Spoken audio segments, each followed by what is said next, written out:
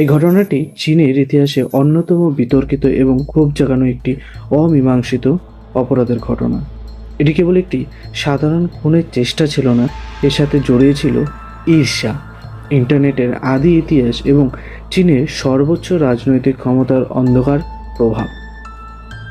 নমস্কার, স্টোরি বুকের থার্ড এপিসোডে আজ আমরা চায়নার একটি অমীমাংসিত অপরাধ সম্পর্কে আলোচনা করছি, যেটি ঝুলিং থালিয়াম পয়জনিং কেস নামে পরিচিত। তো এই ঘটনাটিকে আমরা বিস্তারিতভাবে জানব। প্রথমত, এক প্রতিভাবান স্বপ্নকন্যা।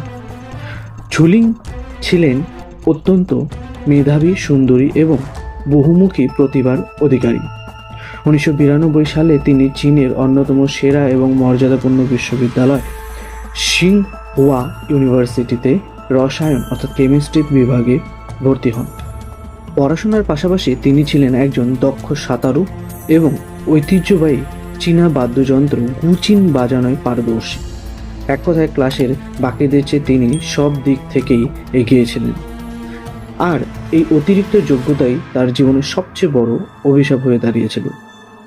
আপনারাও ভাবছেন যে এই সমস্ত জিনিস কি করে মানুষের জীবনের অভিশাপ হয়ে দাঁড়ায়, মানে এক্সট্রা অ্যাক্টিভিটিস যেগুলো সেগুলোতে ভালো হওয়ার ফলে। হ্যাঁ, চলুন জানুন কি বলেছে ঘটনা। প্রথম আক্রমণ এবং রহস্যময় অসুস্থতা। 1994 সালের শেষ দিকে ঝুলিংয়ের শরীরে অদ্ভুত কিছু উপসর্গ দেখা দিতে শুরু করে। প্রথমে তার তীব্র পেটের ব্যথা শুরু হয়, যা পরে সারা শরীরে ছড়িয়ে পড়ে। এর কিছুদিন পর হঠাৎ করে তার মাথা সমস্ত চুল উঠে যায়। অবস্থা এতটাই খারাপ হয়ে যায় যে তাকে হাসপাতালে ভর্তি করতে হয়েছিল। আশ্চর্যের বিষয় হলো, হাসপাতালে কিছুদিন থাকার পর তিনি কিছুটা সুস্থ হয়ে ওঠেন এবং 1995 সালে মার্চ মাসে আবারও ইউনিভার্সিটিতে ফিরে আসেন। কিন্তু ক্যাম্পাসে ফেরার মাত্র কয়েকদিনের মাথায় তার উপর দ্বিতীয়বার আক্রমণ করা হয়। এবার উপসর্গগুলো আগের চেয়েও ভয়ঙ্কর রূপ নেয়। তিনি আংশিক পক্ষাঘাতগ্রস্ত অর্থাৎ প্যারালাইজড হয়ে পড়েন এবং এক পর্যায়ে গভীর কোমায় চলে যান। ইন্টারনেটের মাধ্যমে বিশ্বের প্রথম রোগ নির্ণয়। তৎকালীন চীনে নামি দামি ডাক্তাররা কোনোভাবে ঝুলিংয়ের এই রহস্যময় রোগের কারণ খুঁজে পাচ্ছিলেন না। ঝুলিং যখন মৃত্যুর মুখোমুখি, তখন তার পেকিং ইউনিভার্সিটির বন্ধু বেই জিচেং একটি ঐতিহাসিক পদক্ষেপ নেন। 1995 সালে ইন্টারনেটের যখন একেবারে প্রাথমিক স্তরে ছিল, তখন তিনি ঝুলিংয়ের সমস্ত উপসর্গ ইংরেজিতে অনুবাদ করে ইউজনেটের মাধ্যমে বিশ্বজুড়ে ডাক্তার এবং বিজ্ঞানীদের কাছে সাহায্য চেয়ে একটি ইমেল পাঠান।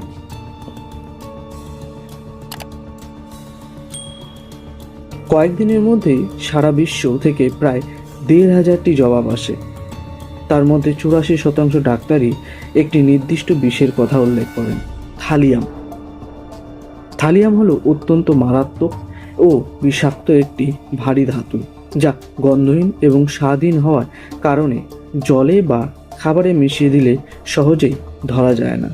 পরে পরীক্ষা করে দেখা যায় ঝুলিংয়ের শরীরে স্বাভাবিকের চেয়ে কয়েক হাজার গুণ বেশি থালিয়াম রয়েছে।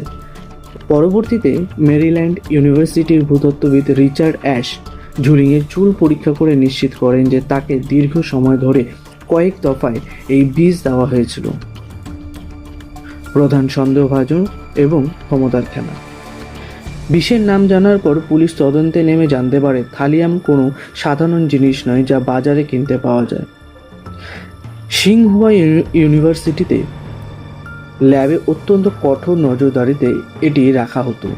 পুরো ক্যাম্পাসে মাত্র কয়েকজন ছাত্রের এই বিষ ব্যবহারের অনুমতি ছিল। তাদের একজন ছিলেন ঝুলিংয়ের রুমমেট এবং সহপাঠী সান ওয়ে। তদন্তকারীদের মতে সানওয়ে একই রুমে থাকার কারণে সহজেই ঝুলিংয়ের খাবার বা জলের বোতলে এই বিষ মিশিয়ে দিতে পারতেন।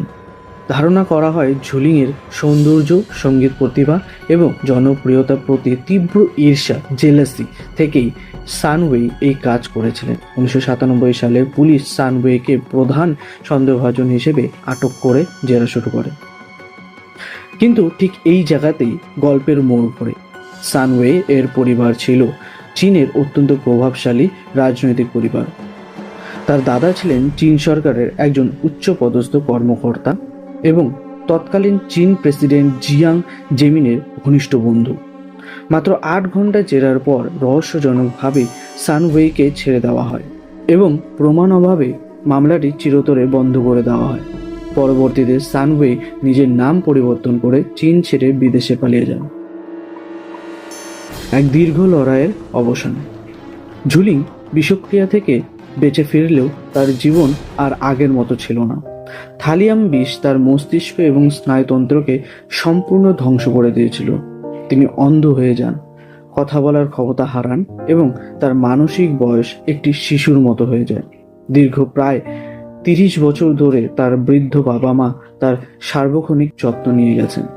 সুদীর্ঘ লড়াইয়ের পর 2023 সালে 22শে ডিসেম্বর 50 বছর বয়সে চীনের এই প্রথম ভাইরাল টরু ক্রাইম গল্পের নায়িকা ঝুলিং শেষ নিঃশ্বাস ত্যাগ করেন।